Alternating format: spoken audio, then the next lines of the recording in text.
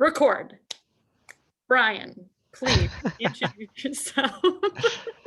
All right. So I started in real estate with Fortune Builders in 2012, something like that. We did everything wrong. I think my wife and I would be a shining example of about the worst students. You know how they say that they're going to interview you and not let you in if you don't do certain things? They should never let me in. It would have been better for everybody.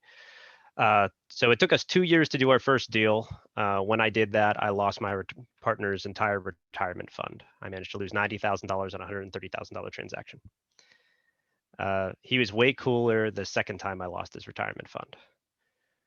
So it does get easier, just in case you find yourself in that particular setup. After that, we got up and rolling, figured out the system, started doing what they taught you to do. And we started doing quite a few rehabs and did that for several years, probably about 5 years, 6 years. I think in our biggest year was 2017, 2018. I can't remember right now, but we did about 36 retail renovations from beginning to end in 1 year. So that was a fairly large year for us. There's a lot of logistics to that. I do not recommend it. It does not scale like that. In 2018, yeah, it was 2017. I did the 36. 2018, we did 11, and I made more money because I didn't have to pay for all the additional overhead. I didn't have the additional staff. We weren't working 90 hours a week to not accomplish anything. So rehabs only scale so far. I started with the Fortune Builders team. It ended up that I had a pretty good strength for online marketing. So we were able to generate leads in very competitive markets across the country very quickly. So I was invited to be the curriculum developer for the Mind Protein online marketing stuff. I took that pretty far, and that's probably where most of you know me from, being on stage doing that. And then we began shifting away from retail renovations. Actually, you should probably know this story. I was doing 11 rehabs, and my wife got pregnant, and my business partner's spouse passed away, all pretty much at the same time. And we decided we're going to take a couple of months off. We had made a pretty good amount of money. I had lots of money in the bank. I didn't have to work. We're good. I mean, couldn't exactly retire, but I should have definitely been able to buy a real comfortable 12 months off where we could all get our lives together and figure things out. Now, we had 11 houses at the time, and we had them all with the same hard money lender, and that hard money lender had a deal. It was a 6-month note, but for 1 point, they would just give you another 6 months. We did our math on that and figured we had a solid 18 months of equity into each one of them, even with the point increase, and we'd have been just fine to finish those at our leisure. So we set all that up. I got off a plane in Detroit, and my lender had gotten bought out by JP Morgan, who decided that they weren't going to do any extensions at all. So I got 11 notices of foreclosure. Ooh. We had to move really, really fast and take the first refi option that came to us, which, as you might imagine, is not the best refi option. Between my business partner and I, we had to bring $500,000 to closing. Good news was we had it. Bad news was that was it. that was hunting for change in the couch, tapping us out. So we pulled that off, and my wife and I are sitting down after that closing. We're like, okay, we just grab another house and flip it. It's not like we don't have access to private money. It's not like we don't know how to do this. It's a really simple system. We can go out, work for a couple of months, make a couple $1,000s. We'll be fine. And we realized that we made a bunch of money, but we didn't generate any wealth at all. None. I needed a couple of months off for some life stuff, which is undoubtedly going to happen, right? And I immediately found myself flat broke. So we had created a high-paying job. And as far as I'm concerned, that's all flipping ever is. And if you really listen to Than, he's telling you that too. They divide it very carefully into the active and passive side, don't they? You don't make any, you can make money flipping houses, but you don't generate wealth. So it took us about a year. We reinvented our business model and switched completely 100% to doing passive income. All I care about now is rental property. Last year, we bought 108 units, This year, I'll probably buy 400 and will likely sell another 1,200 to other investors. So we're dealing in a slightly higher volume than most investors you're likely to talk to anytime soon. And it just takes everything that we built over the last decade plus. You think the marketing is interesting to find one rehab? Try finding 150 units a month. It's a bit different to pull off something like that, right? And you need to understand a lot of different stuff. So everything I'm going to share with you guys tonight comes from the point of view of somebody who deals in a very large volume with the intention of never letting go of equity, because that's the only way I get to keep the wealth. Right. So getting paid out, that's all well and good. We help others do it by taking a quick payday. But for my own investments, I keep it all. So any questions on what I mean by that? I'm going to look at things a bit different than others you've talked to. All right. I think it's awesome because I mean, these guys all have heard my stories and I know we've had some, but I just like knowing that, like, you know, I've seen your stuff. I've seen your wife's stuff. I've seen how successful you were in the flipping business, but then just to hear that there's stumbles is just like Elda, like all of us, we can't give up on the stumbles. But what we're going to hear from Brian tonight, hopefully could be, and that's Marie's driving force is passive income, and it needs to be, and it is mine. And I had some, but it's just that. So I'm super excited about that. So that's what I have to say. Cause just that, don't give up, people, but let's find out what else we need to do. You know, so here's a bit of a point of view difference. You can take it something that you might have done on your first day and then you didn't dare do once you got into fortune builders because they take you down a different track, is just say, how much money do you want to make? You know, if you say you want to make $1 million, great. So that's a very fair number. You want to do it in a year because, you know, what good is it if it takes you 5? So, all right, $1 million in a year. You going to pull that off flipping houses? There are a few markets you could do it, but in yours, how many houses do you have to flip to do it? What's the cost in marketing to acquire that many transactions? What's the logistical overhead? How many additional construction crews do you need to hire? How many hours a week are you going to have to work? What does this really look like? Is that a viable path to $1 million? Maybe it is, maybe it isn't. I don't know. That's something worth answering for yourself. How about 10 million? You pull that off? Flipping houses, maybe wholesaling? How about 100? When we talk about scale, a lot of you guys were in Mind Protein with me. Remember those 4 levels? We talk about, you know, you're a startup, which basically Fortune Builders is all positivity. So I wasn't allowed to make a level 0, so I made it level 1, but you aren't doing anything yet. And then level 2 was you're making regular offers. So you're trying. We're inevitably going to make some money. Then we're doing deals. Okay, great. Now we should be generating capital. And then scaling. And I spent very little time in Fortune Builders on scaling because everybody coming in is new. But that's where my business is. That's all I do, is how can I viably make 10 million, 100 million? And if I can set a business model that realistically could get me to 100 million and only pull off half of it, am I going to be all right? It's a different way of looking at it, right? If you miss your goal for $1 million, you made a lot less than me missing my goal for 100 million. So, yeah. And Brian, I just want to comment. I love, and I don't know if this was your graphic or somebody else's graphic, but the caveman, you know, on like what level you are as an investor, like the wholesaler, the fix and flip, the rental, whatever. Here, give me the screen sharing. I made a PowerPoint for you, and I have that picture so you can see it. Yeah, I like that one. It's a great analogy of. It definitely illustrates it well, doesn't it? It does. It sticks with you. Okay, boom. You should be able to share. Okay. All right, can y'all see that? Yes. All right.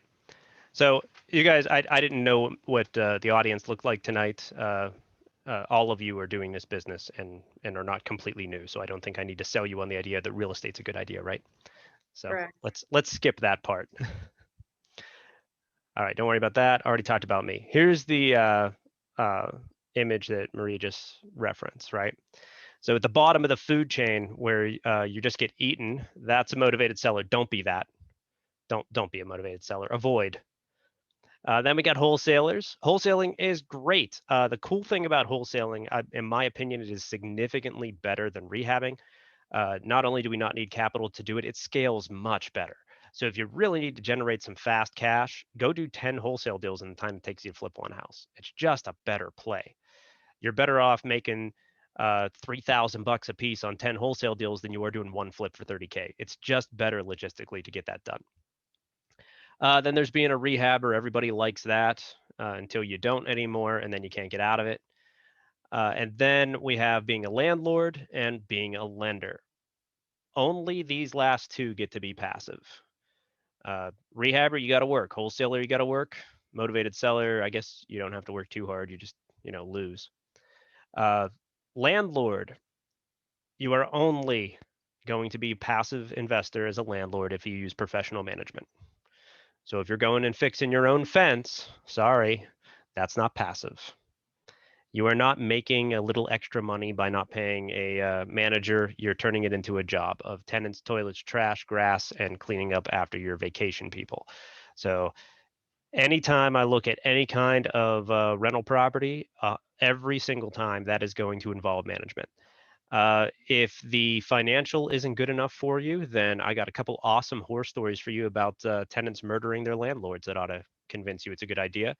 One of the more fun ones lately was one tenant murdered his landlord and then fed him to some badgers. That was pretty cool. And another one chopped off his landlord's head with a samurai sword. So Wait, is there going to be movies about that, like Tiger, whatever, Tiger? yeah, I never even watched it, but I don't even know. But wasn't there a tiger feeding there or something? yes, that happened apparently, and a very Okay. interesting reality show. Allegedly. All right, so got to use management to make it passive. Being a lender actually can be active, but it's passive by default. An active lender is what we would consider a short-term high-risk lender. That's your rehab lenders. They have to go out, they have to vet you as a borrower, they have to vet the project. They usually charge a couple of points and double-digit interest for that. That's all normal. And then their biggest challenge, if you've never thought of it this way or never been the lender, is keeping their money in play. So if they are charging you, let's say 12% interest, and your rehab takes 9 months, and you give them back their money, they're not making interest now. So they got their 9%, but until they find their next loan to write, their money is what we call economically vacant or monetary vacancy. So it's sitting there, and on an average, they're not going to make that 12%. It's one of the reasons they need to charge so much. So that's active lending. Passive lending is simply to take it out longer than a couple of years. So that's what banks do. Banking is by far the best business model on the planet. None of us can compare. They take your money and they lend it back to you at interest. I don't think I can beat that. That's really good. All right, so the big picture goal is the only way to build indestructible generational passive income is through your rental real estate portfolio. And the only way to build that portfolio is to acquire as many great rental properties as possible very quickly. Before everybody got on the call, we talked a little bit about the US dollar. If you watch any of the economic news, they'll talk about how basically the Fed is printing crazy amounts of money. They are not slowing down those printers. I'm pretty sure they're building new ones. And how that's going to cause inflation. Well, technically, the US dollar should have inflated like crazy already. It hasn't, and it's not going to quite yet. And that's because it's the world reserve currency. So if I'm in Mexico and I'm going to do a deal for Canadian dollars, I'd actually take my Mexican money, convert it to US dollars, and then convert it to Canadian. So it's the stopping point for all Forex transactions on the planet. It is extremely likely that the US will lose that status within the next 10 years, possibly within the next 4. Once that happens, we will see significant inflation. That number is going to go up quite a bit. So the US dollar will lose valuation. When we're talking about acquiring investments that will survive the US dollar suddenly be worth nothing, real estate still holds up really crazy well because all we have to do is start taking our rent in a different denomination. They can pay you in gold bars, Bitcoin, carrier pigeon, whatever you happen to like as a form of currency. It's all good. All right. So it holds up to that, where a lot of other economic vehicles don't. If you're in the stock market and the US dollar is suddenly worthless, well, issues, right? Okay. So anatomy of a rental property. We can have a single family that's 1 to 4 unit. That's this is lender terminology. This is how lenders look at them. And a multi-unit is over 5. The biggest difference between these two is how lenders value the properties. At a 1 to 4, it's going to be a sales comparable. And at 5 or more, it's going to be an income approach. A rental property that cash flows in my world needs to hit what we call the 1% rule. I'll explain that in a second if you don't already know what it is. But this is something you can look at in about 5 seconds and know whether or not you're being sold a shitty rental property. If it doesn't hit the 1% rule or better, it's not going to be that good. And You sorry, may Brian, be, I just want to make sure, does everybody understand the difference between the comparable versus the income approach? We're all good with that? everybody got it? Just wanted to double Excellent. check. If we had it our way, we would do everything income approach, but lenders won't. So we like the income approach. It makes us more money. Okay, I'll explain the 1% rule more in a minute. So if you don't know what that is, just bear with me a second. You need to be located in a good rental market. I'll define that for you in case you aren't sure what that looks like.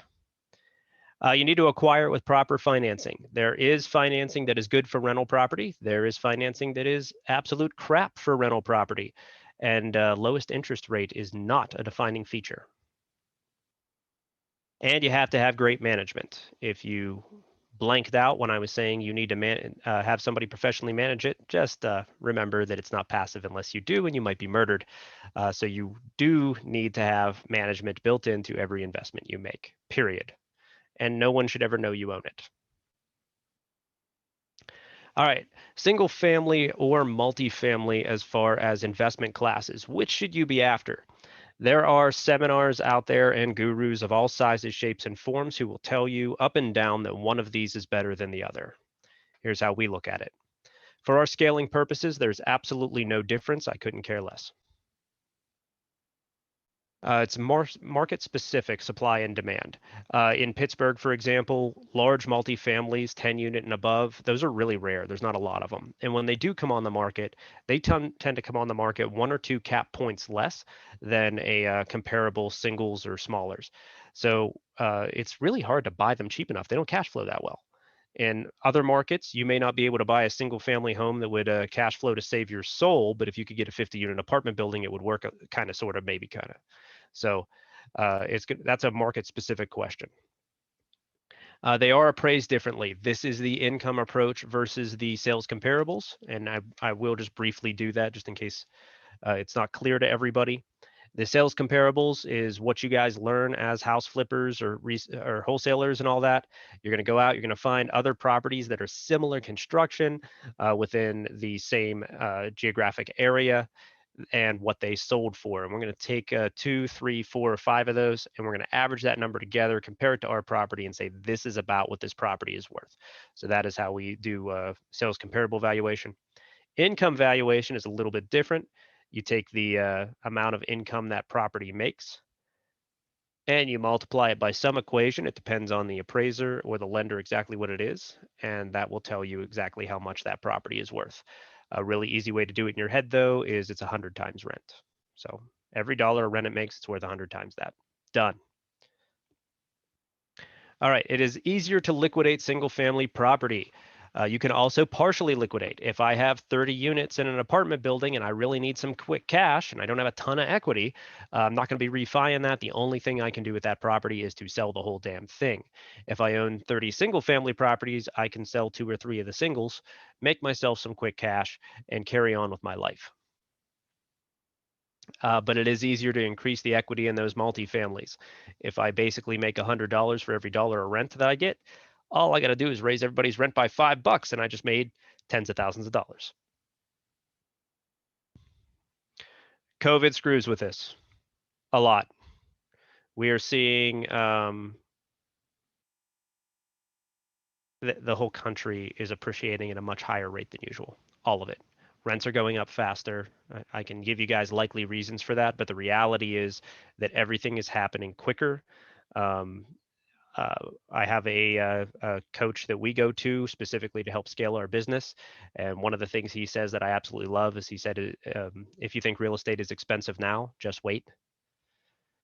So that's absolutely what we're seeing too. Okay, so Brian, this might be a premature question, but just based on what you're saying and this being a business for you, are you running into COVID-related non-rent payments? No. And that kind of stuff? We risk adjust it. It's negligible. It's barely a rounding error to me. Okay. All right, BRRRR or turnkey. So BRRRR, if you guys don't know, that's buy, rehab, rent, refinance, and turnkey is it's all done for you. So a BRRRR done right is an infinite return on refi. What I mean by that is you have no money in the deal. So we probably had to spend some money. We had to put some money down with our hard money lender or private lender, whoever, to get the deal going. We did our construction. We put our tenant in place. We're making some money. We go to probably a bank, most likely, and say, hey, give us a loan. They stroke you that 30-year mortgage. You pay back your lender. You pay back yourself. There is no money left in that deal. And this property, after its mortgage payment, still makes money. That is an infinite return. No money in, money comes out. You won't find that deal in the stock market. Okay, so that when you're calculating to do a BRRRR, we want an infinite return. If you can't make it to infinite, your BRRRR kind of sucks. Don't do it. All right, it's just a rehab with you as the end buyer. So if you're doing some rehabs and maybe selling that rehab is frustrating, you might want to consider this because you won't screw yourself as a buyer. It's a lot easier to refi it to sell it. And I had to do this last year because of COVID. I had a rehab that I went to put on the market April 1st, you know, right? The midst of the height of, we don't know what's going to happen because of COVID, like March, you know, the second week of March was confusing, third week, but April 1st, even the bank shut down and we're like, we're not loaning people money. It wasn't an April Fool's joke either. Yeah, and yeah, it but wasn't. And so we couldn't sell it. And we, by May 1st, I just got furniture in there and started Airbnb in it. And guess what? Airbnb was still doing really well because people wanted to get the heck out of their house and go somewhere. So we, you know, after a few months renting it on Airbnb, we refinanced and cashed everything out. So yep, I'd like to do that more. Yeah, it works even better when you do it intentionally instead of accidentally. Yes. All right. You do have to have good management for it. All right. Just like everything else, this is not passive unless you do it. I do have one exception to the management thing for you guys who are going to do this locally. The only time that we won't use professional management is when we are doing a rent to own or a lease option. And that's because they paid me so damn much. I just want them to, you know, they're going to take care of the asset if they give you 10% down. So you're much less likely to have an issue. And then you're really just trying to oversee it to get it to sell and close. So there is an exception to that, I suppose. But if you plan on keeping it, definitely have management. They should never know you're the owner. If you ever have to go to one of your rental properties for some reason, then you represent property management. You're simply an employee. All right, these are hard to do. Brian, we have I don't know, do you know Michelle Wooker here in Phoenix? She does the rent to own. She's part of Fortune Builders, and she has a phenomenal model and all this. And she manages. You know, they are the property manager. Like they have this whole structure. Yep. And she adamantly says that every time. If she talks to them, she is just an employee of the management company, and they have no idea that she's an owner, that she's part of it, that she's anywhere associated with it. She's just the one leading the band at that point. Yep. If it's her at that point in time, but that's a huge point to make, that she absolutely, they never know she's any part of an owner in that. Yeah, and it's a really big deal. It's a safety thing for one, because there is a legitimate chance you're dealing with a crazy who might try to murder you. Right. The other things are, though, I mean, it's one of the first things you guys learned about negotiation. They have to negotiate with a decision maker. Don't ever let them know you're a decision maker. We don't want to negotiate with them. And just for you all to know, next week we have a property manager that is the speaker, and so he'll hit on that, what he can do. So anyway, that's a side. Cool. These are hard to do remotely. All right, it's because it's a rehab. You can't just pick any market in the country and decide you want to rehab in it. That's going to require some boots on the ground, probably a partnership, a lot of trust, and there's plenty that can go wrong. There's some risk in that kind of transaction. They are slow. They're limited to your logistic throughput. Like I said, at our very best, we did 36 properties a year. Refi to infinite return is not bad. That's a 5-year retirement plan.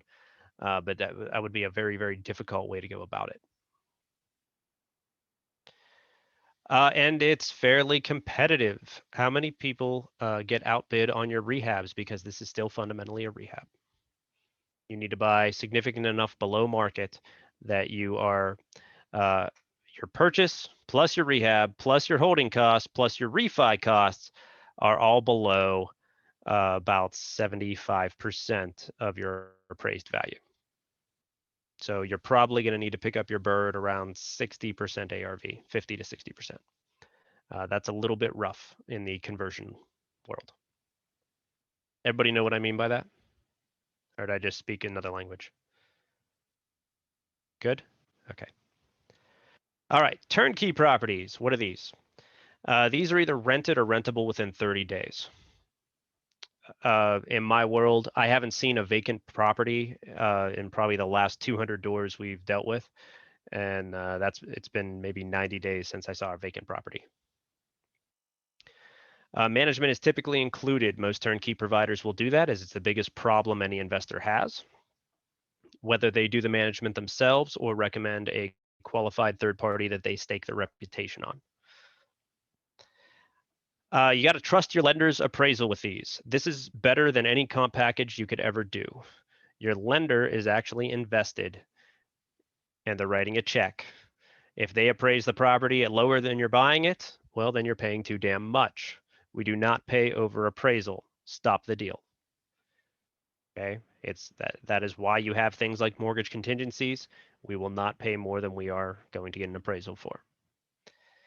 The right provider can get you where you need to be really, really fast. So if you're an incredibly good rehabber, you might be able to get 20 to 40 units a year doing BRRRRs. A half decent turnkey provider or somebody like me can give you 100 in the next 60 days. All right, so what's the 1% rule? Very simply, it says that rent should be 1% of the purchase price of a property. So if it rents for $1,000 a month, it's worth $100K. This is a extremely ugly rule. It lets you know immediately whether or not you're dealing with something that can be a viable rental. It does not mean that you should be closing based on this. This doesn't take into account taxes, doesn't take into account reserves, it doesn't take into account financing, none of that's there. But as a really basic rule, if rents are not better than 1%, then you can have an issue, right? So if I turn around, if a property rents for $1,000 a month and I can buy it for $50,000, that's probably a really good rental property. If that exact same rental property rents for $1,000 a month and they want $200,000 for it, that's a much, much harder ROI to achieve. That doesn't mean it can't cash flow. There's some stuff that can make it happen, but it just real quick off the top of your head, if you can't hit the 1% rule, you're probably not looking at great cash flow from that unit. If everything in your market doesn't do that, then you're not in a great cash flow market. I'll use San Diego as an example since I know it off the top of my head. The median rent in San Diego is $2,500 a month. And the median home price is $650,000. See a problem? We're way, way off from 1%. We aren't even in the ballpark. We're going to be somewhere around 30 years to get our money to break even, not to make anything. And that's a little rough from a cash flow investment standpoint, unless you happen to be, buying it for your child or something. Brian, is there any difference on the single family rentals versus a multifamily on that? Or is that 1% rule that you think the same across the board? This is just a way that I use right up front. When somebody says, I got a rental property, I'm like, okay, cool. What's it rent for? And how much do you want for it? I'll ask these two questions and all I'm looking for is the 1%. Okay. If that's it. And I immediately, if they're asking for double, 200 times what rent is or something, I know it's not going to work for me. There's no way that math's going to play out. And I can save myself all the trouble of asking them for the other stuff they should have gave me the first time. Okay. All right, so picking the right market. What does a market look like that actually cash flows? So if we're using independent management, it actually doesn't matter where the properties are located. So we might as well pick someplace that'd be good, right? What does the non-payment eviction process look like? Thanks to COVID world, we're not going to be evicting for a while. Technically, the way the federal moratorium goes right now, it expires in March. If any of you think it will actually be over in March, I have some oceanfront property for you. Great rate, just pay cash. They're talking about extending it to September. That would be nice. I'm thinking probably more like November-ish. When they're done with it, we're going to have a 7.4 million eviction backlog in our judicial system. So it's going to take them a little while to clear that. And then that same backlog will pass on to all your local sheriff's office to take possession. We are optimistically thinking that we could do an involuntary eviction again in the United States somewhere around April next year. Now, that aside, some states have their own rules that go past that. We want to make sure that once the Fed decides to quit screwing with our private contracts, that we can get back to business as usual. So you want to pick a state that is okay with that. And there's also individual cities, right? There's some places that are very obviously not business friendly. New York City comes to mind as one of the worst in the country. Cook County, Illinois. Let's see, San Francisco, Portland, Oregon, and Seattle are probably going to be about your list of the worst. New Jersey's pretty bad too. It's any place they can choose not to pay you and continue to live in your property with government backing. Okay. So JJ, those you are got a all things that. question? You can unmute. Yeah. Yeah, the non-eviction process, but what if their lease expires? Say they're on a lease and they're not paying their rent. They understand you can't expire, you Yep. can't evict. Yep. But what if So their that. lease expires? Yeah, so that's called a holdover. So the vast majority of turnover in rental property is not created by eviction. It is simply created by not renewing leases. So if they choose to stay anyway, that's a holdover. In normal non-COVID times, that's a lot easier for us because literally after the lease is expired and everything's done, you can simply call the cops directly, report them for trespassing, and have them removed. That is not the case currently. The way it works now is they would force you to go through a standard eviction for a holdover, which means you're subject to the same moratorium. If your tenants choose to stay, you're screwed. That's the way they did it now. They really don't want any of us managing to run our business. Okay. Thank you. All right. Diversified economy. You do not want a one factory town. Stay away from those.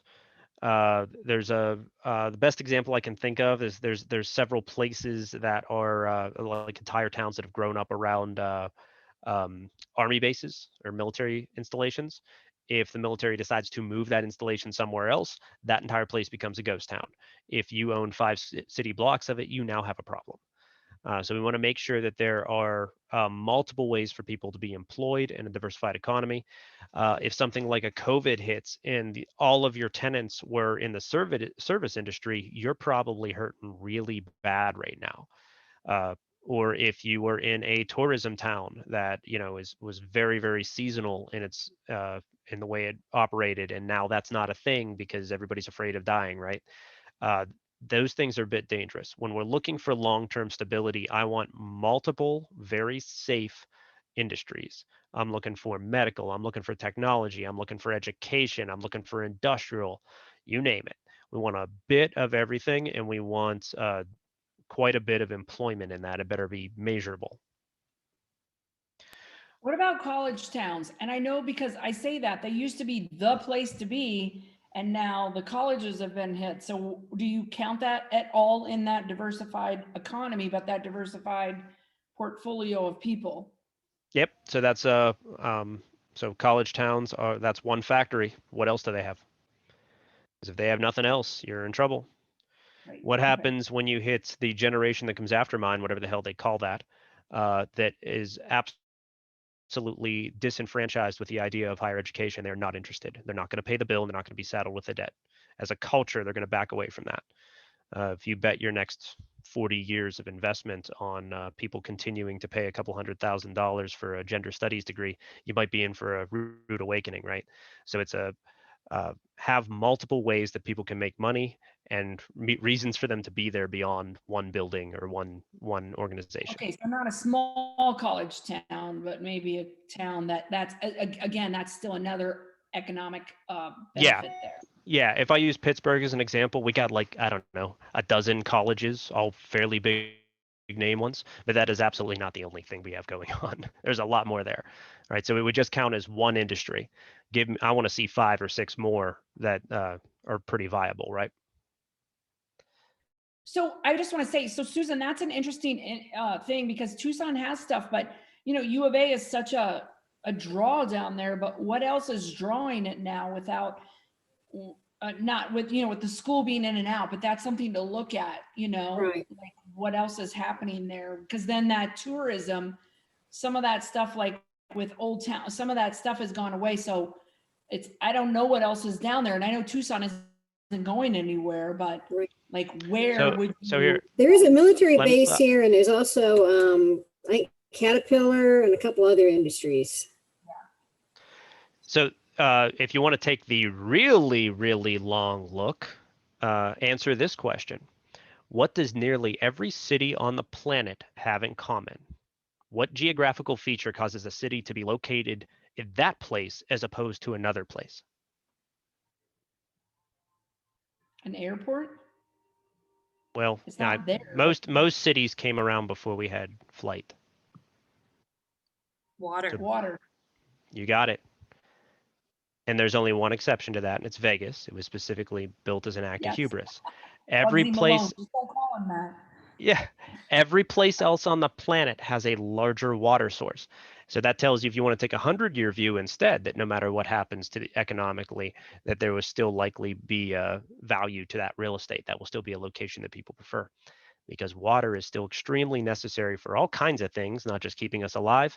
And that shit's heavy and hard to move. Okay, so just another one to throw out there. Here, Brian, have you ever been to Phoenix?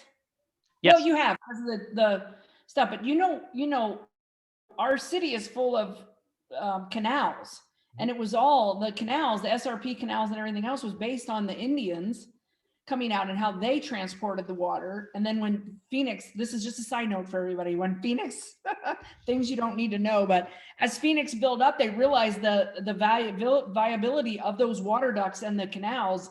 And that's how we get our water and our energy and stuff. So we don't have water here, but we have canals. Mm-hmm. That's cool. Very cool. So, but that's like super big picture stuff, right? You get into water, that's a question of like, in 100 years from now, is there still going to be a city here, no matter what happens? But yeah, diversified economy, be able to check more than one box, answering the how do people make money question. All right, you need a population that rents. This is part of the census, so it's a real easy one to look up.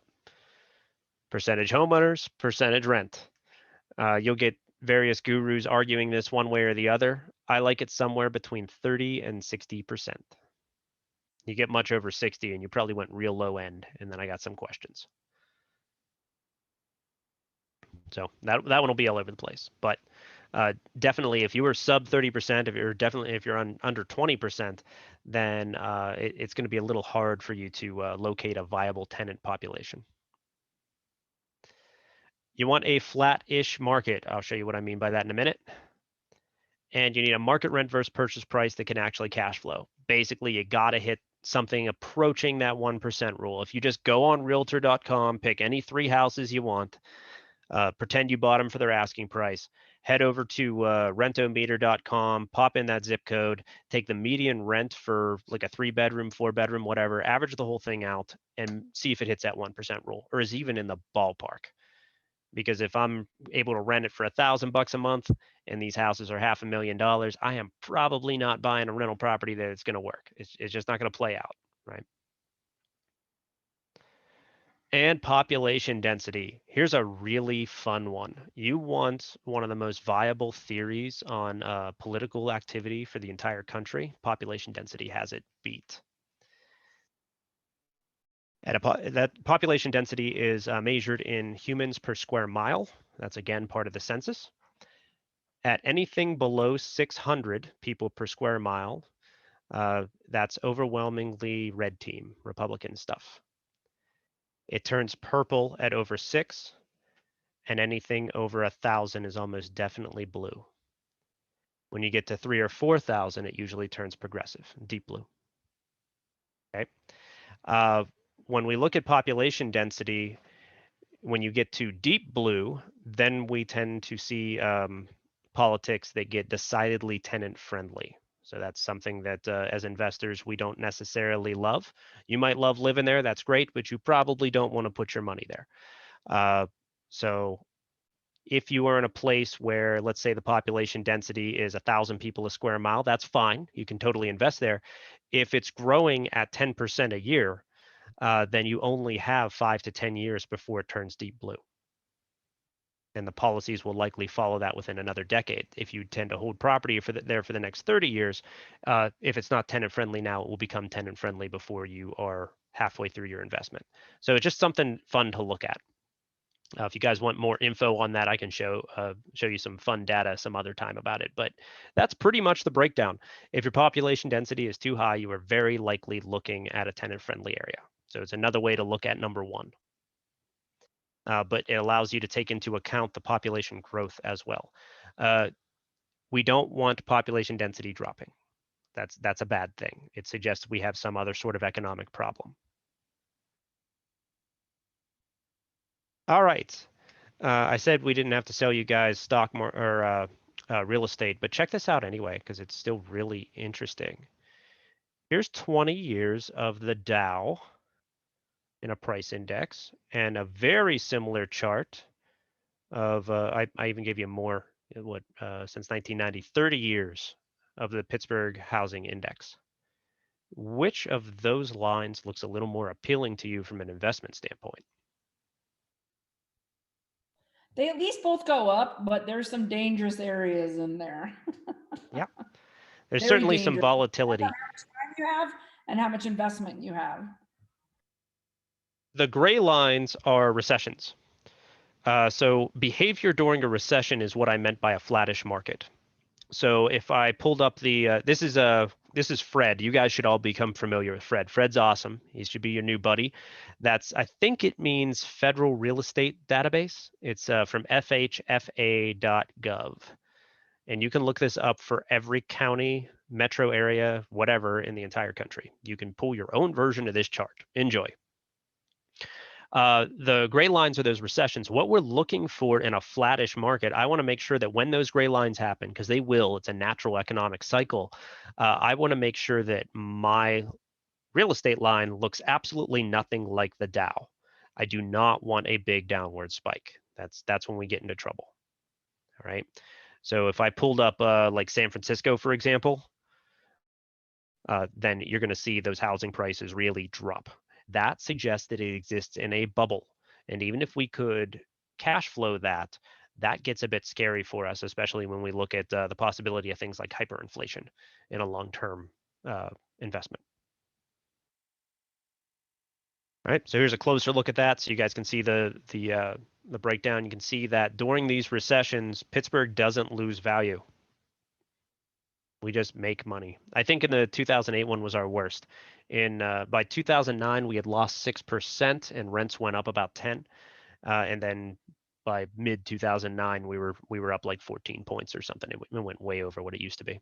Do you know what that I've seen this, what it looks like in Phoenix, and because our Azria guy that runs it, and that thing in 2008 goes way down and then goes, it's a jagged, almost looking like the Dow. Yep. He always circles it and says, pay no attention to these few years. Let's look here and then let's look beyond. Yep. It's just something to keep in mind. Why did that happen? And with this continued appreciation, are you existing in a bubble? Meaning will be sustainable, especially during inflation. And this is only if you guys are taking a 30-year plus look at things. If you're looking at it in like 5-year, 10-year, 15-year, honestly, who cares? Just you'll be fine. It's too short of a time frame for it to matter. All right. Rentals pay you 5 different ways, and most people only give a shit about one of them. That is real dumb. The other 4 are worth more. First one is cash flow. So we get our rent, we subtract off all the expenses we have to pay. There better be money left over, and that is the money we get to take home. Cash flow, yay. Also a game by Robert Kiyosaki. It's fun, but cash flow is not our primary metric. We need to look at the rest of these things. They can be worth a lot more to us. You don't want to be cash flow neutral. You certainly don't want to be cash flow negative, but you don't necessarily need crazy high cash flow to make a really good rental property. The debt pay down. Oh, do I love this one. I'm going to explain more about this in a minute, but in essence, you can take the principal gain on your mortgage each year and consider it to be income. It is a non-liquid stream of income. We only access that when we sell the property or refinance it, but it is very real. That's actual money right there. It happens to be a bit of money that I really like. Depreciation. The IRS lets us write money off of our taxes every year just for owning real estate. This is one of the single biggest income streams we get as investors. Ignoring this is way dumb. If you are investing using your retirement account, too bad, so sad, but the IRS is not going to let you double dip. You will not get depreciation.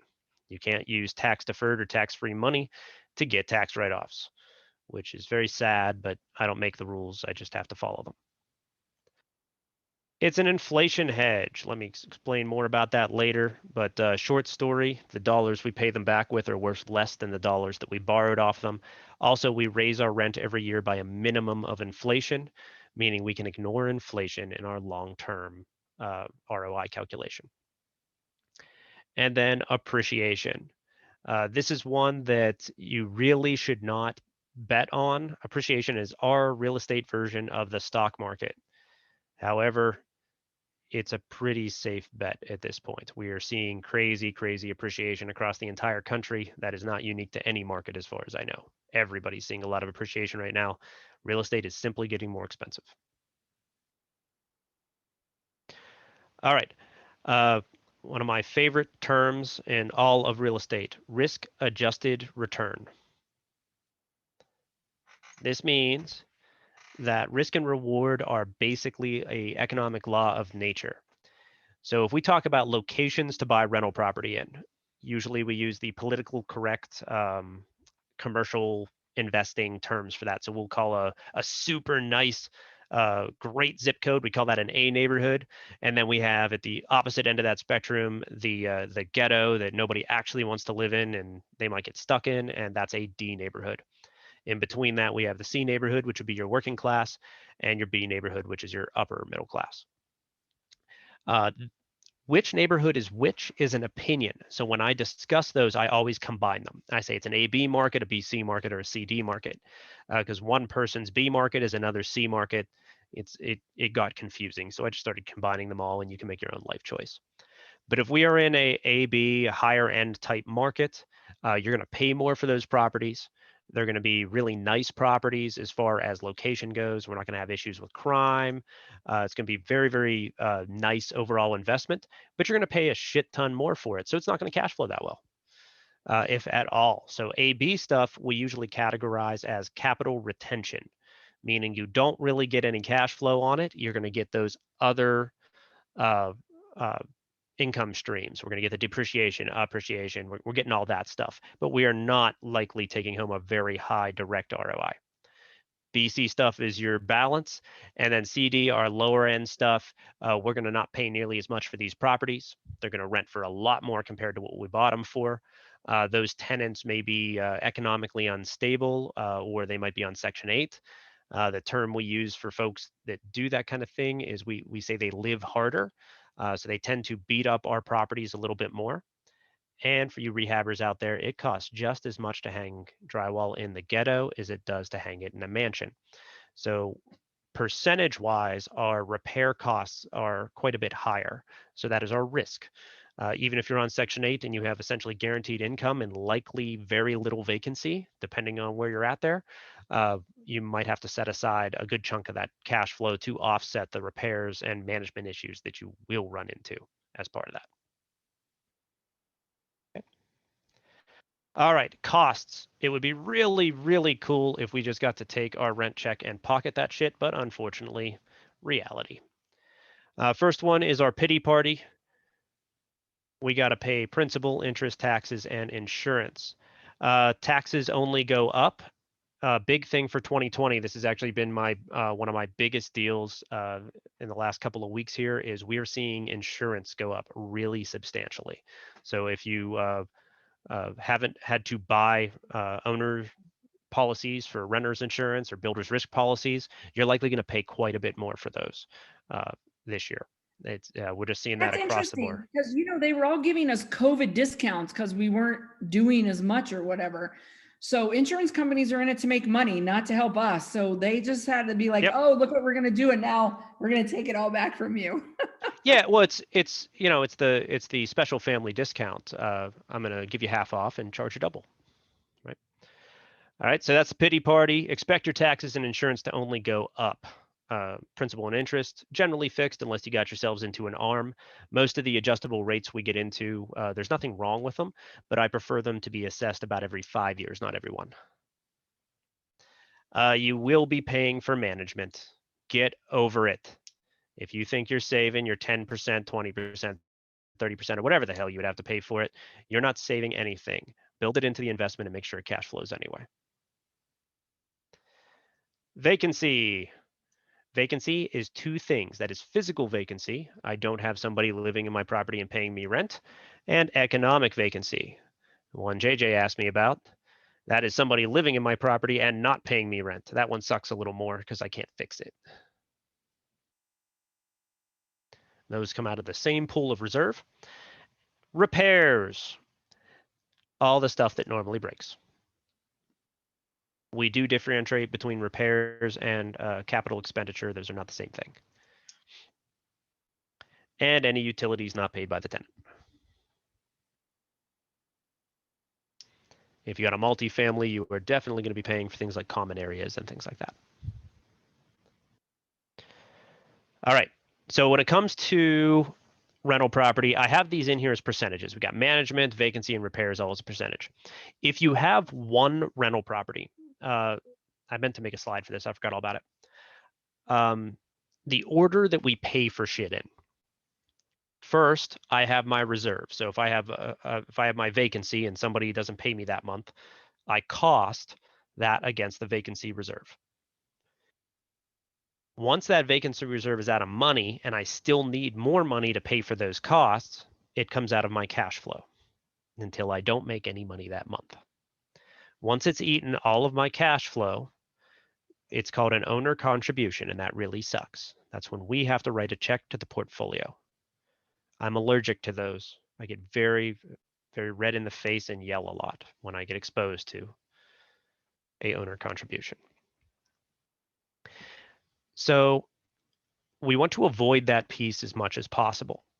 To do that, if I bought one rental property, we would keep what we call a static reserve, meaning I would take my nightmare scenario for vacancy, which at the moment is really bad, but let's pretend no moratorium because this number is going to be bad enough without me helping.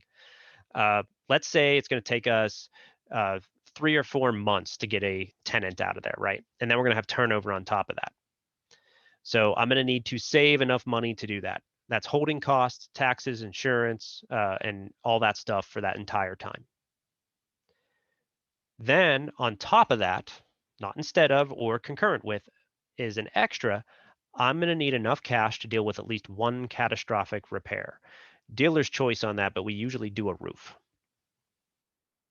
So if I have one unit that was $100,000, rented for $1,000 a month and had $800 in holding costs, I would have about $12,000 set aside to put a roof on it, and about another $5,000 or $6,000 to deal with any vacancies and turnover that came from that. So my $100,000 property would cost me the better part of $125,000. That doesn't make you cash flow very well, does it? It's real painful. Most landlords do not do it that way. But if you want to be safe, that's how you need to do it. Until you have enough properties that you can set aside a percentage of the income those properties make every single month to cover the same thing. See, not every house needs a roof every month. But if I own a few hundred of them, I likely will have a house or two a year that does need a roof. And my reserve should cover that. Does this make sense? Everybody get it? Nod your heads. I can see most of you. Okay. You have to have enough properties that percentages can even begin to make sense. If I have 5 doors and one of them goes vacant, I'm at 20% vacancy. That's a big number. I got issues. If I have 100 doors and 4 of them go vacant, that's within my 4% vacancy, isn't it? It's not a big deal. I just set aside a couple percent out of every single rent check that comes in, and I'm good. Same thing with my repairs. I'm going to have a couple of repairs a month. If I got to do, I don't know, let's say we got a clog and a blown up hot water tank, I'm probably out $1,000. Well, I either have to have that 1,000 is security set aside, a static reserve, or I own enough units that the 3 to 4% I set aside every single month for repairs cuts me a check for more than $3,000. And then I can afford to do all that every single month and not worry about it. Does this make sense? All right. You guys can, I don't know how you are to math. You can go play with those numbers all you want for yourselves and take a look at it. But your conclusion will inevitably be that more of them is always better. Right? You are much better off having 100 properties that you mortgaged every single one of them to the hilt to be able to afford them than 10 of them free and clear. And you can do all the risk math you ever feel like doing, and that's how it's going to work out every time.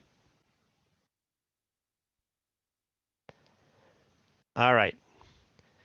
Let's talk about your money and how you can't afford it. So on the left here, I grabbed our payroll system, and I pretended I just cut a check to a W-2 employee for $1 million. This is what their pay stub would look like. Try not to cry. This doesn't count your state or local withholdings. So your $1 million, 667,000. That hurts, right? Pretend for a minute that was a loan. You wanted to borrow $667,437 off of me. I'm going to be your lender. And your principal on the day of closing is going to be $1 million. That is a 49.8% or 49.8 point origination fee. Seriously, do the math. Go ahead, check me. I know it's right. It's insane. And yes, you get your write-offs and shit. Whoop-de-doo. So wait, what? You get it up to 7.25? Really? That makes it better? The amount of points that we pay, the amount of cost that you already paid for the money you have in your bank accounts, the capital that you have to invest is insane. You should put that shit on credit cards. It's cheaper. At a 24% credit card, it would take me the better part of 3 years to get up this kind of a balance on it. You just can't compare. Oh, and you do have an interest rate too. It's inflation. Inflation works against us. If you leave your money in the bank, you're losing value. Okay. That 2.3% is what they assigned 2020. 2021 is set to be about the same. And if the US dollar loses reserve currency status, it's probably gonna be closer to 10. Right? So anybody have any questions about why I consider your money way too expensive to use? Does this make sense? Right? If you borrow $1 million, how much money do you get?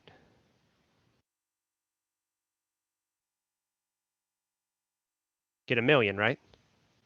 How much taxes do you pay on your borrowed $1 million? You need a calculator? 0. Yeah, it's the only tax-free money in the world. Borrow $1 billion, you get $1 billion, but go out and make that shit and see how much you get to net. It's not even close, right? We do not use our own money. And now we're going to be forced to, because that whole skin in the game thing, but we use as little of it as possible. We do everything we can not to, and then we want our money out of these deals as fast as we can pull that off. That makes sense to everybody? I am allergic to using my own cash, and the more of it I have, the less I want to use it. I do not run out of other people's money nearly as easy as I run out of my own. All right? So we do not buy rental property in cash. Don't do that. Hey, Sammy. We're going to use a first position financing. So this is typically going to be this comes in a bunch of different forms here. I figured I'd throw this in just in case you guys don't already know it. This is usually thought of as a bank, but it's any first position lender, anybody who's going to pay the majority of a acquisition. So first kind that you're all probably familiar with is our residential Fannie Freddie lenders. This is going to be your FHA stuff, your USDA stuff. This is the cheapest money we can borrow, period. Full stop. There is no comparison. I think an FHA loan is running at about 2.9 or 3% right now on a fixed 30-year, and you're going to get, I think it's 96.5% financing. Beat that deal. As investors, we can't touch it. You are the guarantor, and the lender has full recourse. In the event that you do not pay that, the lender is going to destroy you. They're going to take the asset back, and you're not going to financially be okay for quite a while. All right. Everybody can have a max of 10 of these. Sometimes they're called the golden 10. It's 10 per social security number. So if you have yourself a spouse, you can get 20 of these. You are also able to then, like you could get 5, 6, 7, 8 of them, and then refi them all together under one loan, and then that becomes just one counted against you, and you can free some up that way. There are people out there who use this exclusively as a acquisition strategy. We don't, and if you're buying with us, you're not able to use these lenders. It won't work. Okay. These are the hardest underwriting. This is the toughest stuff to get over the finish line. If we are selling a rehab, you need to expect that your buyer is using this kind of financing and basically anticipate that this is the underwriting you need your product to solve. So be ready for those appraisers to be acting like home inspectors and insist certain things get done. Right? On the complete other end of the spectrum, we have non-recourse lending. Non-recourse lending is a much lower loan to value. We see these anywhere between 40 and about 65% of the purchase is what they'll lend on it. Higher rates from banks, we can see it usually anywhere between 6 and 15%. Points are also really normal here. Look for all that stuff. The main reason that these get used is if you are going to buy property in a self-directed retirement account. One of the things you have to do with a self-directed is we have to have non-recourse lending. The objective when we use this kind of lending on a passive income property is to make sure it's not cash flow negative. That's it. You're not necessarily going to make a lot, but if we can get to even a 2 or 3% return, that's great, given how much we have to pay for that lending. Okay, but it allows us to own those properties and buy them within our retirement accounts. There are pros and cons to that. Generally, within coast to coast, we discourage you from doing it quite that way. There's other ways you can use retirement funds to acquire much larger stuff and keep all the goodies that you get for not using retirement accounts. And then the last way is kind of a hybrid between these. It's a commercial type of lending. They're more concerned with the asset, but as long as the associated entity has a tax return showing less than $10 million, it's still going to have personal guarantors on it. The loan is against the entity and the asset, but you still get underwritten. We still go through our own credit checks and all that. But in the event that they foreclose, they're not really coming after you as much. They're much more going to be going after the entities and the assets. So it's a degree of separation, but it's not full non-recourse. There are no limits to how many of these we can get, and this is our go-to. This is how we finance pretty much all of our transactions. Right? Now, none of these, even the FHA, which is about as close as you're going to get to it, will give you 100% financing. In commercial world, you're looking at anywhere between usually 60 to 80% is the loan to value that you'll find from just about everybody. The ones we use are 75% loan to value. That other 25% and all associated closing costs, guess who's paying for that? Yep, reach in your wallet. Okay, here's a very, very incomplete list of places we can find that money. First is in your bank account. We've already discussed how much that cost you. It's a choice, maybe not our first choice. You can refi or use a HELOC. Generally, for long-term buy and holds, refis are a better life choice. HELOCs, you got to really watch the terms. There are some HELOC products out there that are phenomenal for buy and hold, but a lot of them have some issues, like they have to be paid back 100% every 24 months or something.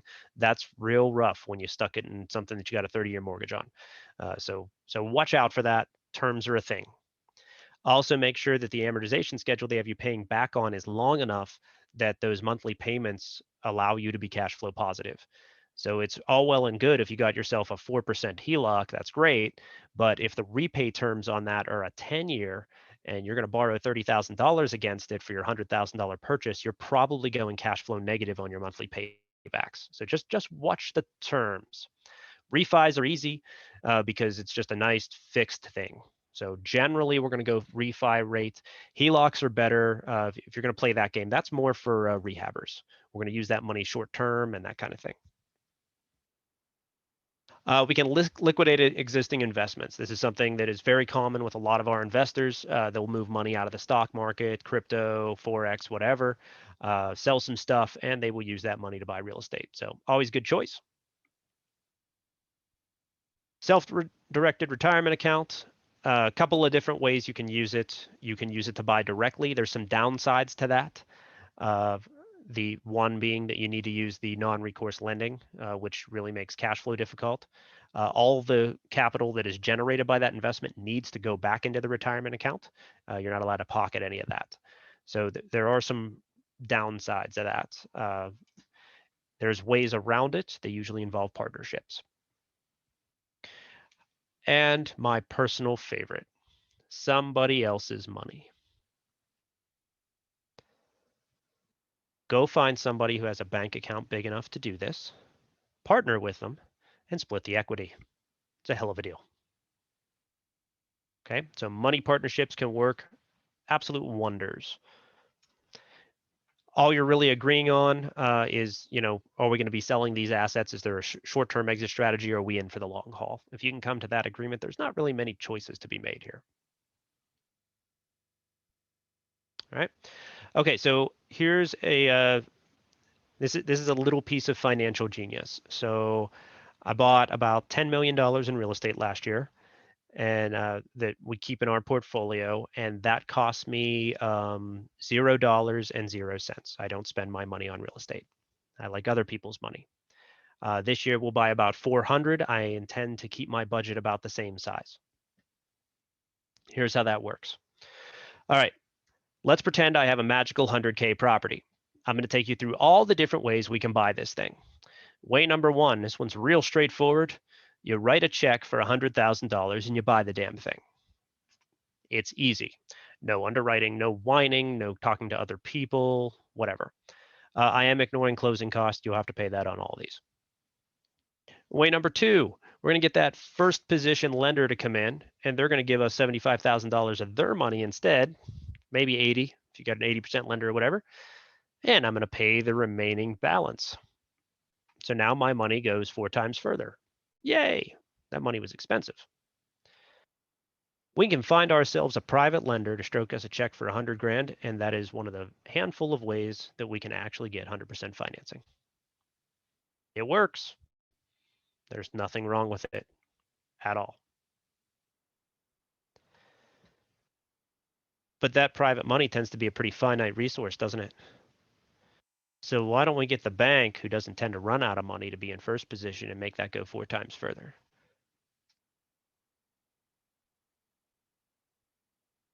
And the last way is the way we do it.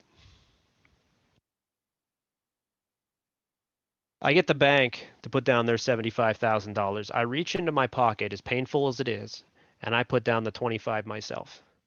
After I bought the asset, stabilized it, and can show my lender that it's cash flowing and they're completely safe, I put them in second position, cashing my 25 grand out, and then I do it again. Multiply that by a few hundred units, and you have exactly how I build my portfolio.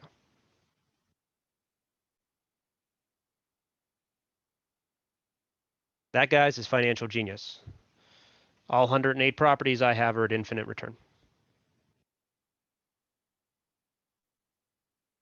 It's a pretty good ROI, right?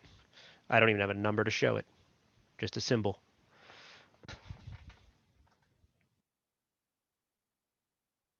All right, these are the methods we use primarily. This is basically the best way to go about it. If I got a bunch of private money, I really don't want to use it to buy a property in cash. That's not great.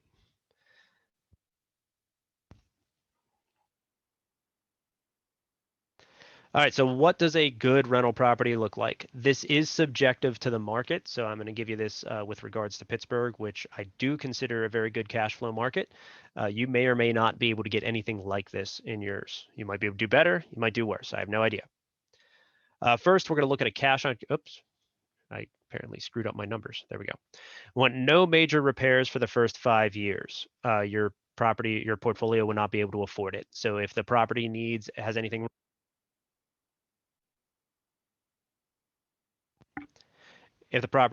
wrong with the mechanicals, we're going to need to account for that in the acquisition. Either the seller is going to fix that shit for us, or they are going to give us the equivalent cash credit so we can fix it ourselves. You're not going to be able to afford to replace roofs and furnaces and broken foundations and all that stuff rehabbers do in that first 5 years. We simply don't have the equity in an asset like this to be able to do that. So we have to account for it up front. I'm looking for a cash on cash return of 9 to 11%. If you don't know how to calculate cash on cash return, we'll talk about that separate.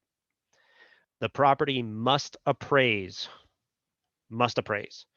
Fun part about being a passive income investor, if you hate doing comps, this is the part of real estate you really want to do. I don't need to run comps, ever. It's not important. My lender's going to do it. I don't have to.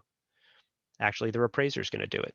As long as the number they appraise it at is what I'm buying it for, we're all good. And appraisers only work one of two ways. They will either appraise it for sale price, or they will appraise it at less than sale price. You will not get an appraiser to give you a number above. It's just going to go at purchase or below. So even if you have comp showing that it's $30,000, $40,000 in equity, it doesn't matter. Appraisal will be for sale price. We want the property rented already or rentable within 30 days. The more rehabbing type stuff you have to do, the slower this process is going to be, and the entire purpose is to be able to buy a lot of properties quickly. So I don't want to be caught up on one measly little 5-unit building for the next 6 months trying to make it work. That's self-defeating. And then we're going to look at the portfolio far more than the individual unit. So if I have somebody, like usually we buy off of landlords. So I have a landlord who wants to liquidate their entire portfolio. Let's say that they have 10 units in that portfolio. They want to sell them all at once. We're going to give them a blanket offer for the whole thing. If 9 of those units cash flow great and 1 cash flows like shit, but the average across the entire portfolio is a great ROI, I think I'm going to refuse to buy it because I don't want the 10th one. I'm going to buy it with a big smile on my face and not care. So if you get too caught up on an individual unit, you're not going to be able to scale like this. It won't work. Just balance it against everything else. It's okay. Make sense? All right. So that's what I wrote up for you guys tonight. Questions, comments, criticisms? Could you repeat the whole thing, please? I was just gonna say that's a lot of stuff for this time of night. Holy moly! I'm glad she recorded it. It's awesome, Brian. So am I. I'm glad I recorded it because I was getting some text messages on a lease to own option on the side here. So I missed a little bit of that. And it was the good part too, because you were talking about cash out refinancing with the second position lien holder. And I was like, I got to deuce that on some of my properties. So yeah, it's a really easy sell. It's crazy easy because it's an existing cash flow asset, right? It's already been underwritten by a professional institution. You're not going to out underwrite a bank. So even if I'm an amateur lender, if First Commonwealth Bank or like Bank of Mellon, New York, or somebody already decided to give you 75% of this, you're probably good, right? So I can stroke a check for that difference. It's still cash flow positive. And then the way this works out, for every, if we use a 75% loan as an example, so a $100,000 house, about 5% closing costs. So your $100,000 house will cost you about 105 grand. Your second position's $30,000. So you match first position. That means you're going to pay on a 8% on about a 25 years, around $240 a month. Are you really going to let somebody foreclose on your damn house for 240 bucks? Like, is there any universe in which you're not going to figure out how to make this payment even if the place has gone vacant or something? It's just a really small loan. Doesn't matter if we do 50 of them, they're just not that big. So risk profile wise, even though it's a second position lien, it is not dangerous. That's pretty safe lending. So it's a very Is easy that the thing to sell average somebody. percentage that you're lending 8% for those? So we do a balloon, because the whole thing with me is I never want to lose the principal pay down because it's tax free. And basically every dollar I make that I have to actually take as income or capital gains is excruciatingly painful because I have to give most of it to the government, right? So I want as much tax free gains as I can get. So when I'm looking at a 25 year, we're going to refi it in 15 years no matter what, because that's 50% pay down.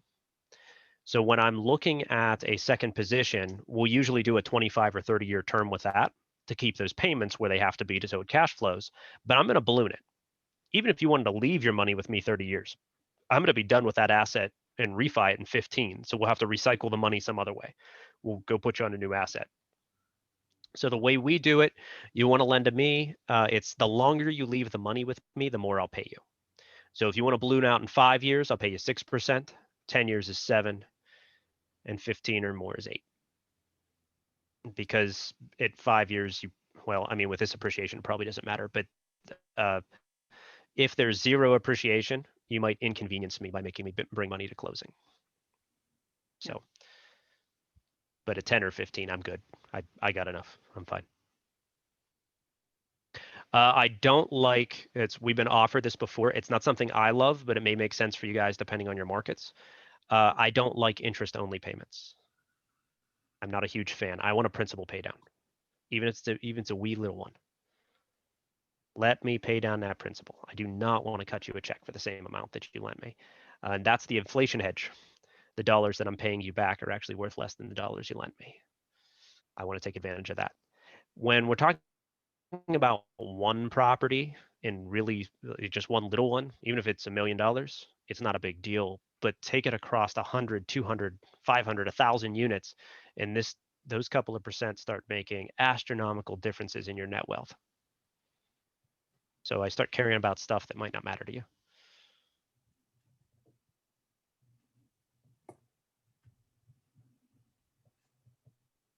What else?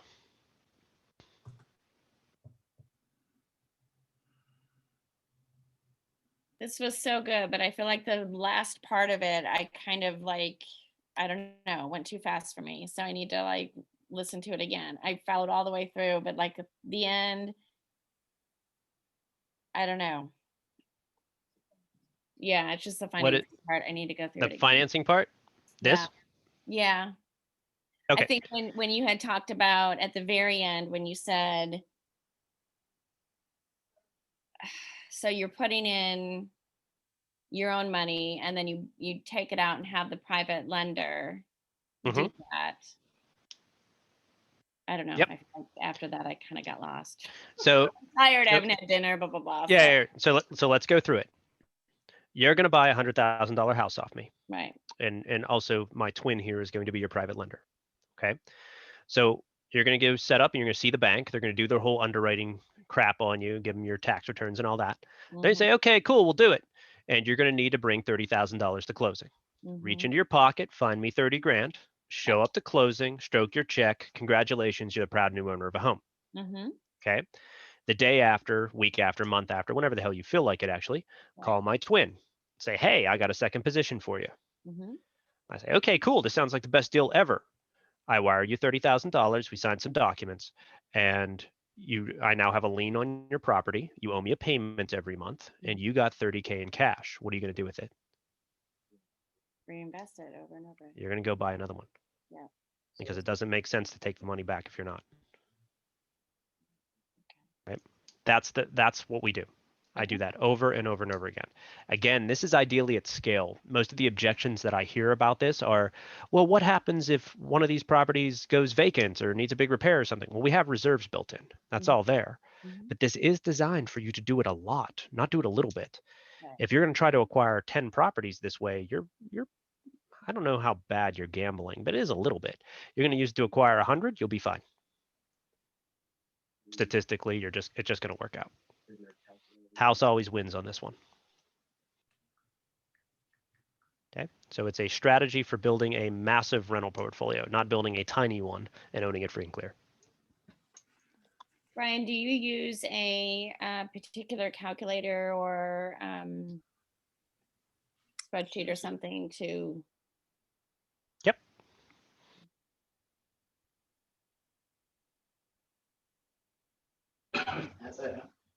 He's switching screens.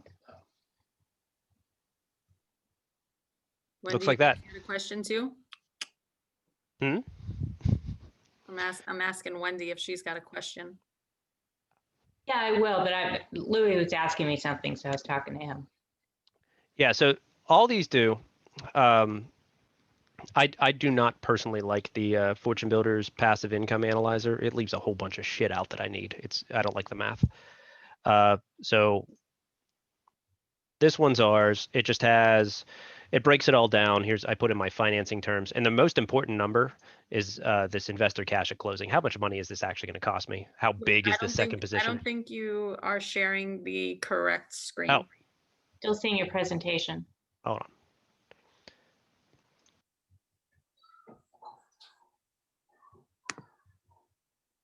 There you go. Yeah, there we go. See that? Okay. So this breaks down everything and all the math. It's all open. So if I click on something, it tells me up at the top how it's calculated. So I can actually go back through and say, does that actually make sense? Is that really a value that I want that way? So there's no mysteries in here. And then it breaks it all down. So like this is a duplex. We're going to buy this duplex for 228 grand. All the associated costs. It's going to cost me $65,800 at closing. It's going to make me $6,720 a year, and that gives me a little bit more than a 10% annual return on that money. Nice, right? So I can say that's a valid investment. We're going to go ahead and buy that. I come down here and it'll give me my individual breakdown. So these units combined rent for $2,300 a month. Here's my reserves, management, taxes, insurance, and then we can apply it. We have a depreciation calculator. So if I put in what tax bracket I operate at, so you can talk to your particular accountant, you know, what's your situation, right? So this could be higher or lower depending. We raise rent at least by inflation. So here's a 5-year outlook. So I just put 3% in here, but lately it hasn't been going that way. I'm thinking it's going to be more like 10. So what's it look like if we could actually raise rent 10% a year? Holy crap, this is going to be a real nice thing to own in about 5 years, right? And then appreciation, which we have sitting all by itself. But if I turn around and sell the thing and it appreciates at 5% a year, here's what it looks like in a couple of years. So how much equity am I gaining across the board? So we break all that down. And these are the values we end up caring about. Right? Awesome. Okay. So wait, where do I get a copy of this spreadsheet? No joke. You tell me you're going to buy $500,000 in property off of me, and this is how I quote you. Done. $500,000 in property is going to cost you $150,000. I don't care if you partner together to do it. It doesn't bother me. Just don't try to get a divorce during my closing.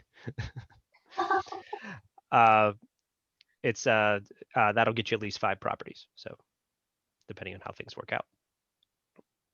Like I said, Liz, now you know why I really have to quit my job, because that 401k money that I'm gonna get when I leave my job is just right. more and more of these. Gonna burn a hole in your pocket, Marie. I know. I'm like, I got at least 200k in that 401k, so I gotta turn it into something. Screaming. Yep. And if you got a partnership, then there's ways to use that by lending that to your partner that they can use it. And so there's some workarounds, but you're treading on some gray zones when you do it. So, but if you follow our philosophy of the money's only going in there long enough for us to get a second position in it, then you're fine, because by the time anybody would notice, it's back in your account where it belongs with interest. It's only if you want to leave it there a couple of years, you're starting to do some fuzzy stuff if we start pulling depreciation out of it. Yeah. Speak to your accountant and tax professional. I'm not a lawyer. Disclaimer, disclaimer, blah, blah, blah. Well, Brian, What's your I can question? say that you've basically, I've made most of these mistakes that you said not to do. I've learned quickly. You know, we sold the first property today, so that is no longer going to be a problem. The second major mistake I made, I bought a property in Arkansas through the Passive Income Club through my self-directed 401k, and I bought it outright. Okay. And you just specifically said, don't do that. Well, it's why, right? Now a neat thing would be, has that property appreciated enough that you could refi it and take all your retirement money out? If you can get it all you out, just you can froze. start. Oh, there we go.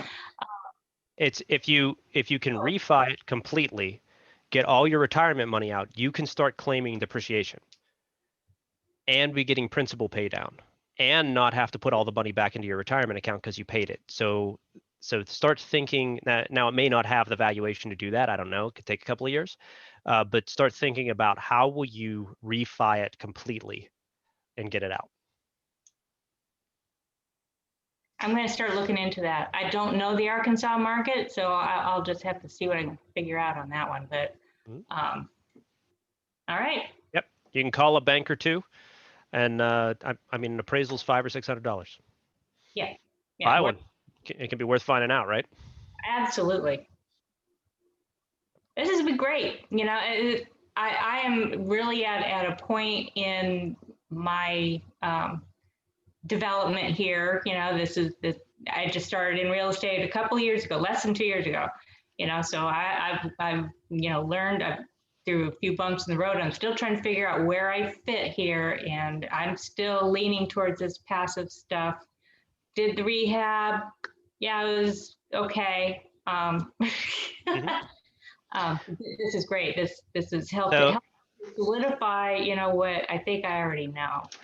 So you know, I'm really adamant on the education, right? Not just because I came through Fortune Builders, but we're huge on this. We always want to learn and have somebody driving us to next steps. So I have a coach I've hired to get me to $100 million a year. And what they are harping on me about more than anything is they hate that I do transactions where I don't keep equity. They're basically like, you're throwing away money, you're an idiot. So when we sell you guys rental properties, we're doing it so you can, you know, build your own portfolio and your own wealth. But from their point of view, that's really stupid. I've accessed and used our expertise to get a hold of a valid asset, and then I'm just letting it go for a paycheck. I'm stupid. So something you guys can think of, even at a very different scale, is how many times are you blowing your equity chances for a payday? How many things can you do that allow you to hold equity, even if it's not a lot of equity? 5%, 10%, that can be plenty. You might not have control, but when they sell it, guess who gets a paycheck, right? So if you start thinking about that, that equity is real wealth. And the primary metric that they actually switched me to for this year, I'm not allowed to talk about how much money I make anymore. The only thing that I am allowed to do as a KPI for the success of my business is equity created. Everything else is just window dressing. It doesn't matter. It's not wealth. It's just money, which is going to get taxed to shit and back, and I'm going to spend it anyway. Right. Wendy, I just want you to know that when I asked Brian to come on, I was specifically thinking of you. Oh, well, thank you, Marie. Yeah, you knew I was struggling with that property, so thank you. And I know where your head's at and where you want to be, and I know that this is the area that you really want to go to. Yeah, this is what feels right for me in the time of my life, and you know, I'm you know, I've got my first grandchild on the way. You know, I'm trying to build a legacy here for my family and for my retirement. So this I know is the way I need to go. Yep. If the entire purpose is to make it generational, then I would take a serious look at a private asset trust setup as well as you're building it. Buy everything in LLCs because it freaks people out if you don't.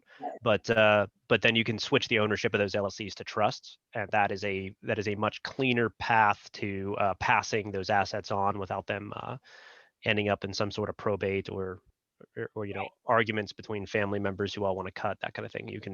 You can spell that out for hundreds of years after you're gone. So it's a much cleaner path to follow. Yeah, and just going off that, you know, we had EJ on here Yep. a while back for trusts, but if you missed that, JJ's having EJ on, I think this upcoming Saturday, right? JJ, jump in if you're still on.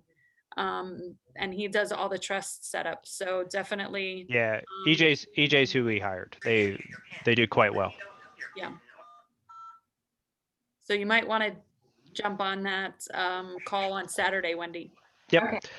In our case, the only thing about it, and this might work totally different in your state, around here in Pittsburgh, it would freak people out if I was just buying everything in a trust directly. But there's no reason I can't buy it in an LLC and have the trust own it. Nobody gives a shit. So we can still totally do it. We're just going to add an extra layer and pay the extra $50 a year in an accountant. Agent. Who's an agent, JJ? Agent. Oh, he's trying to speak. Agent. He's Oh on yeah, something. yeah, I'm he's gonna on mute hold. JJ. Sorry, JJ. Agent. Been there. Agent 0.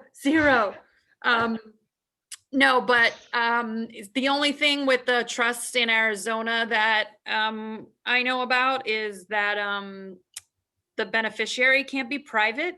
So EJ said that when you first set up the trust, you make it, you know, some kind of nonprofit organization as your beneficiary, and then you can later change the beneficiary, but the initial beneficiary has to be made public. Changing it doesn't have to be made public. So I thought that that was an interesting. Yeah. He's real good at the anonymity side. So if you never want anybody to know who you are, that's kind of his thing. He's even more paranoid than I am. It's great. Yeah. I'll have to make it a point to join JJ's session on Saturday. Yeah, if you can't find the link, I think I might have shared it in our group, but I'll definitely share it after this meeting. Anybody else? Elda, Mia, you guys have any questions? And while they're going to say something, just to be abundantly clear, do not buy shit in your own name. Just don't do it. And use a registered agent on the entity, because if tenants are not really stupid, especially the ones who would steal off of you, they're going to look up that registered agent. They're going to contact you or track you down that way. So make sure that registered agent is an attorney, a PO box, or whatever. But that should not be you. Don't have that going on in your life. Listen, I literally had a tenant in New York that my husband went to the house and he watched the guy take a saw and like cut his hand so that he could show up in court and say, I'm injured, I can't work, and get like another 6 months free rent, because New York is a tenant-friendly state. It's really fighting hard to be the most tenant-friendly state. You know who surprisingly isn't? You would think a state that would be surprisingly tenant-friendly, but really isn't, is California. You would think you couldn't do it, but their rent control law only screws tenants. It has like a built-in 8% annual rent increase that you have to use or lose. Like, well, hey, sorry, it's how they wrote the law. It's not my fault. Wow. I'm like, okay, fine. If you could just buy cash flow there, it'd be wonderful. Right. This has been hugely valuable. Thank you so much for your time. Wow.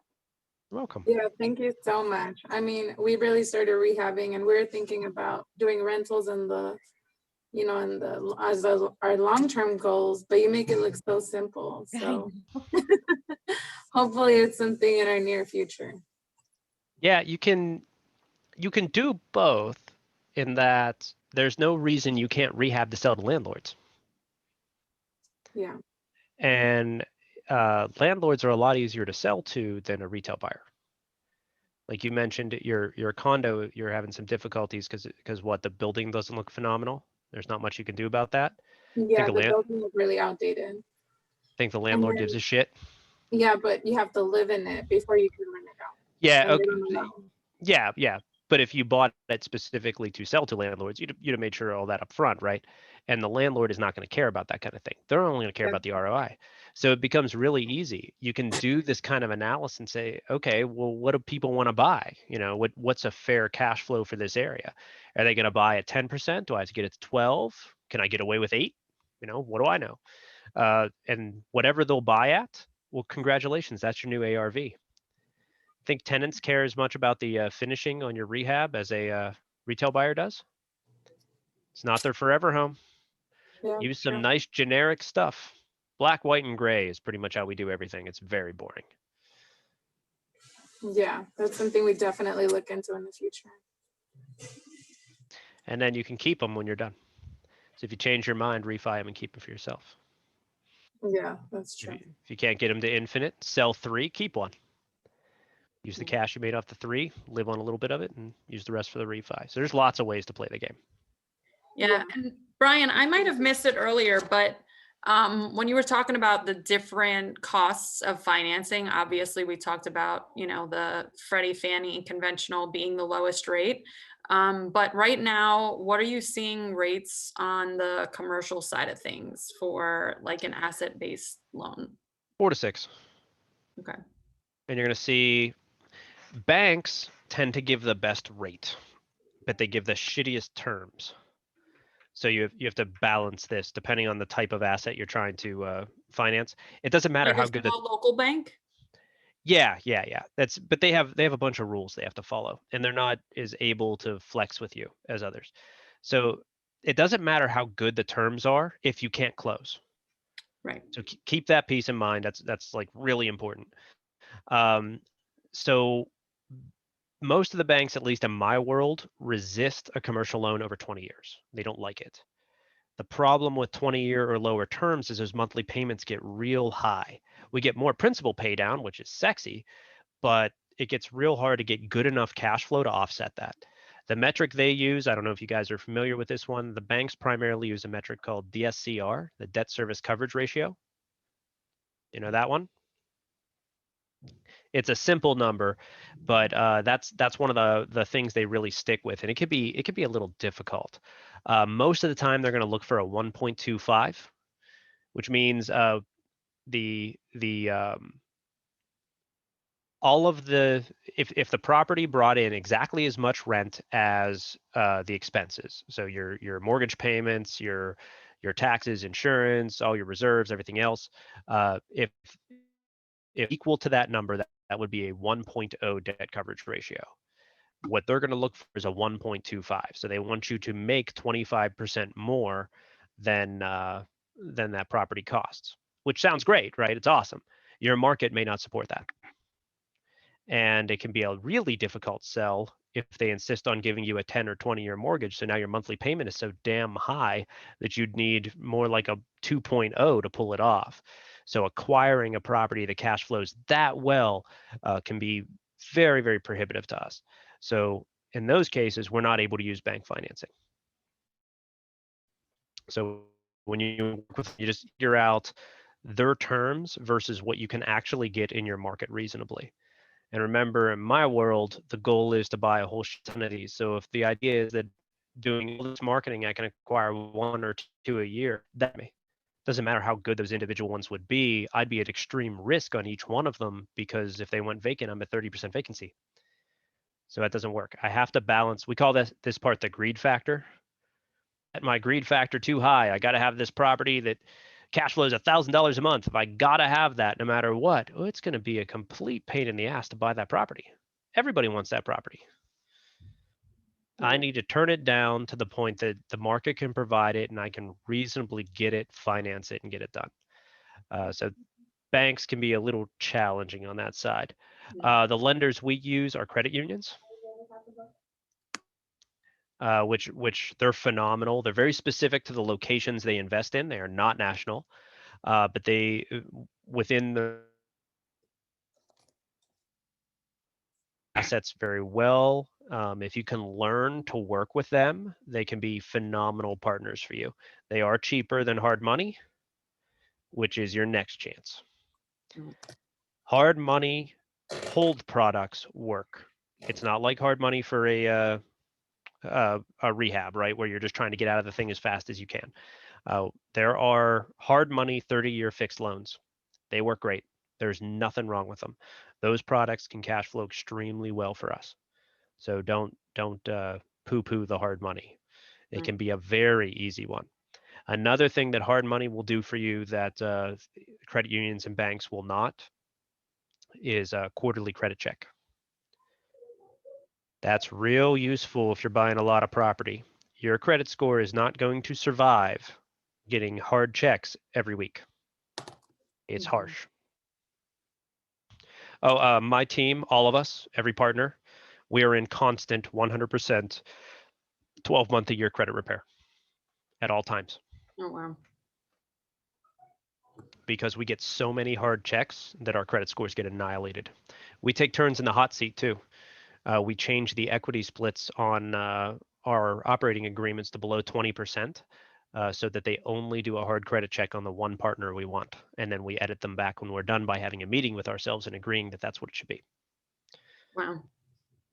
That's genius, actually. Yeah, there's a use. Write that That's write the that stuff shit you need down. to know how to do so you can survive it. Yeah. Yeah. I just taught you guys something important. No, that's genius. So all right. Well, I know that I could keep you here talking all night, but we're already over our normal time.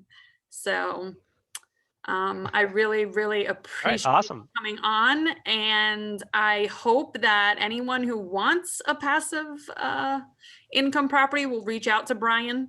Because Brian, I know as soon as I transfer my 401k money over, you're gonna be the first call that I make. Sweet. Or go find yourself a private lender, then boom, you have enough money to buy off me. It's really quick. Yeah. I am at the moment, we're moving about roughly 100 doors a month at this point. And with my current buyer queue, you guys are probably looking at about 10 to 12 weeks before I could get your properties.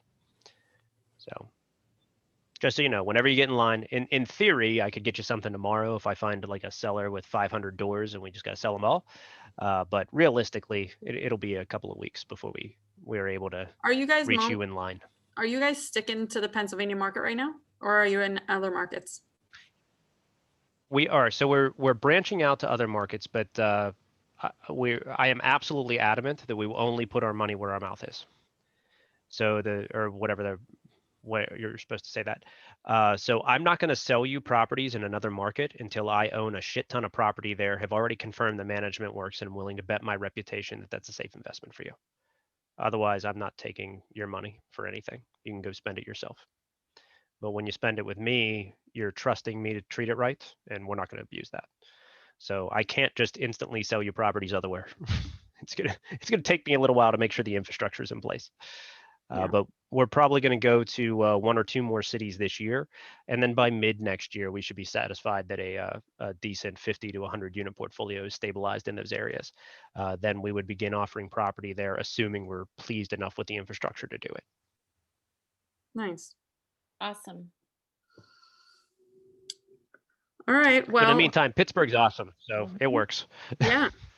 No, that's great. Again, thank you a million, Brian. There were some people that joined in later, so hopefully you guys can watch the replay for what you missed in the beginning. Yeah, it was really eye-opening. I think this is going to benefit a lot of people in our group, and hopefully you'll have some more people reaching out to you. All right. Awesome. Thanks, Brian. guys. So much. Have a good night. Yep. Say hi to Laura for me. much. Will do. Have a wonderful night, everyone. You too. Bye-bye. Bye.